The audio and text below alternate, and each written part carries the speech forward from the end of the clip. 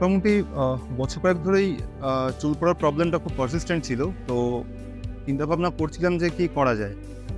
প্রচুর কিছু ঘাটাঘাটি করেছি, বিভিন্ন জার্নাল পড়েছি, বেশ কিছু হোম রেমেডি ট্রাই করেছি।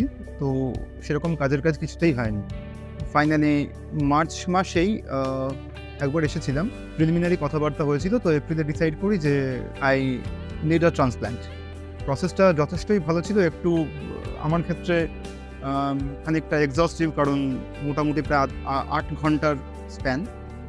তো এবং তারপরে সামান্য কিছু হাসেল ছাড়া পুরোটাই স্মুথই হয়েছে এবং ফিলিং আ বিট বেটার। এবার দেখা যাক আগে কী হয়। Thank you.